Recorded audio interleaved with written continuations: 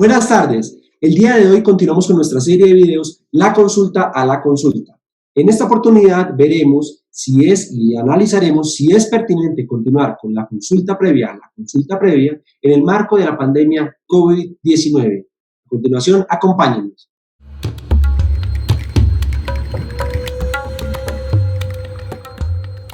Nosotros creemos que el problema de la consulta en Colombia no es un problema de reglamentación. Nosotros creemos que la ley ya existe, que es la ley 21 del 91. Dos, creemos, doctor Porto, que hay un amplio desarrollo jurisprudencial por parte de la Corte Constitucional y todo el marco internacional que existe. El problema no es de reglamentación, el problema es de voluntad política, de cumplir con lo que está establecido en esos instrumentos de orden legal, de carácter nacional e internacional. Ese es el problema en nuestro criterio. Sin embargo, le hemos planteado al gobierno, estamos abiertos a que nos sentemos a discutir sobre unas reglas, y le hemos planteado, definamos unos protocolos, unos lineamientos en el marco de la mesa permanente de concertación para la consulta. No sabemos cuál es el temor del gobierno de definir unos protocolos en la mesa permanente de concertación.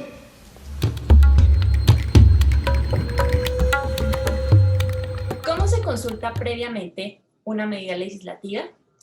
Si bien no existe una reglamentación al respecto, la Mesa Permanente de Concertación con los Pueblos y Organizaciones Indígenas ha venido diseñando diversas estrategias para estas consultas dependiendo del contenido y el tipo de la norma. Lo primero que sucede es que el Gobierno Nacional presenta la ley, el decreto, la resolución o incluso la política pública como el Plan Nacional de Desarrollo a las organizaciones indígenas. Esta presentación no solamente tiene el documento formal, sino una justificación de la relevancia de esta norma tanto para los pueblos indígenas como para la nación.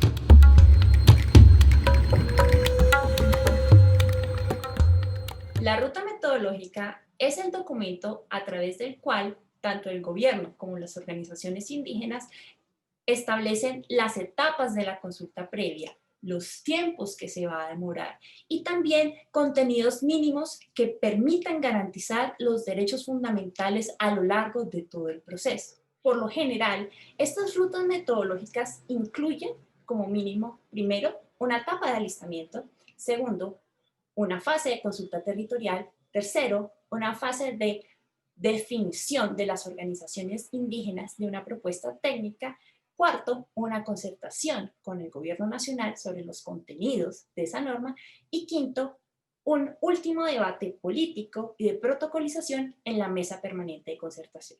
Esta última fase culmina con un acta de protocolización en donde se deja constancia de los acuerdos, los desacuerdos y algunos otros aspectos que son necesarios para no solamente continuar con la posconsulta, sino para garantizar derechos de los pueblos indígenas relacionados con el contenido normativo. El acta de protocolización es fundamental porque en estos documentos vamos a encontrar todo el proceso deliberativo, todo el proceso democrático que el gobierno nacional adelantó con los pueblos indígenas. Ahí encontramos los argumentos, los puntos claves y todo aquello fundamental para entender el contenido como tal de la norma que será expedida. Dentro de estas fases de la ruta metodológica, uno de los componentes más importantes es la definición de las metodologías que los equipos técnicos y políticos implementarán para las consultas territoriales. Es fundamental porque es en este diseño en donde realmente se debe garantizar el respeto a los sistemas culturales, a los calendarios, a los espacios, a la espiritualidad de los pueblos indígenas. Es importante recordar que las consultas previas consisten en llevar la palabra a los territorios, pero también es un proceso mediante el cual la palabra se teje en los territorios y se logra difundir al resto de la nación. Exploremos el escenario novedoso que el Gobierno Nacional nos propone en la actualidad, la posibilidad de implementar el procedimiento de consulta previa con miras a obtener el consentimiento previo, libre e informado de los pueblos indígenas sobre las medidas legislativas y administrativas que los afectan directamente. Este escenario ha generado muchas interrogantes sobre la manera como se debería desarrollar en la práctica este mecanismo pensado principalmente para garantizar y proteger los derechos de los pueblos indígenas, especialmente el derecho a la participación y a la integridad cultural. Ahora, una pequeña historia. El Ministerio del Interior, en marzo 27 de 2020, viendo que no podía continuar con los procesos de consulta previa que ya tenía y viendo que se le iban a parar un montón de proyectos que tenía ya, digamos, en curso y planeados para ejecutar consulta previa, pues decidió suspender las actuaciones que estaba haciendo y decir, bueno, si no lo podemos hacer de manera presencial, lo vamos a hacer de manera virtual. Entonces, ¿qué pasó? Las organizaciones indígenas desde la Mesa Permanente de Concertación advirtieron que eso era una violación a sus derechos. ¿Y qué hicieron? Pues le dijeron de manera formal, señora ministra y Ministerio del Interior, por favor revoque esa circular, dado que es inconsulta y además inconstitucional. Por su parte, la Comisión Interamericana de Derechos Humanos, por medio de la resolución 01-2020, que fue adoptada el 18 de abril de ese año, pues dijeron, venga, señores países, yo veo que en este escenario de pandemia se pueden presentar vulneraciones al derecho fundamental a la consulta previa si se adelantan proyectos y como no nos podemos reunir, pues esas consultas previas van a adolecer de un núcleo esencial. Entonces, la recomendación que hace, en una breve recomendación, la recomendación 57, es decirle, señores países, absténganse de adelantar proyectos e iniciativas que tengan que ser consultadas porque no se va a poder realizar esa consulta previa y eso iría en contra de los indígenas. En ese mismo sentido, la Procuraduría General de la Nación le solicitó de manera directa a la ministra del Interior, Alicia Arango, que revocara la mencionada circular, atendiendo a que esta era vulneratoria del núcleo esencial de derecho fundamental a la consulta previa. En este sentido y con estos antecedentes, el Ministerio del Interior decidió revocar la circular el 20 de abril por medio de otra circular, reconociendo que esta podía estar afectando el núcleo esencial del derecho fundamental. ¿Qué ha pasado desde allí? Desde allí ha habido un acuerdo entre las organizaciones indígenas y el gobierno nacional por medio del cual se pueden adelantar algunas fases de la consulta previa siempre que se cuente con el consentimiento previo, libre e informado del pueblo, comunidad u organización indígena de celebrar la consulta de manera virtual o una parte o una fase de ella de manera virtual. Sin embargo, esta posibilidad pone contra la espada y la pared a los pueblos, comunidades y organizaciones indígenas, dado que el gobierno nacional aún tiene la facultad unilateral de indicar que la organización del pueblo y la comunidad han sido renuentes a realizar la consulta previa y que debido a la importancia económica, este debe continuar y ejerciendo el test de proporcionalidad, continúa adelante con el proyecto de iniciativa.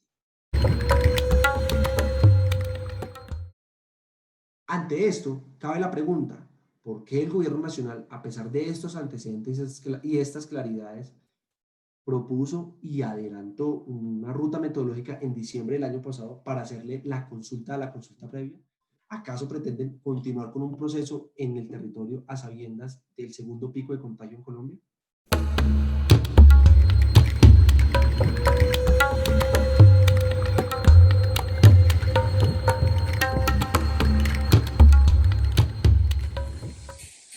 Los datos son alarmantes, es una cifra exponencial que día a día está creciendo y hacemos un llamado al gobierno colombiano para que adopte las medidas necesarias para proteger y salvaguardar la vida de los pueblos indígenas. En general, en la cuenca amazónica, ninguno de los gobiernos ha establecido protocolos diferenciales para la prevención y protección de los pueblos indígenas. La ayuda humanitaria que ha prometido el gobierno colombiano, por ejemplo, no ha llegado a los territorios indígenas. Se requiere ayuda humanitaria, kits de bioprotección y seguridad. Se requiere de manera urgente instalar un hospital móvil, adecuar un hospital móvil, ambulancias medicalizadas para poder transportar las personas que están graves y que están en cuidados intensivos por este virus en el Amazonas.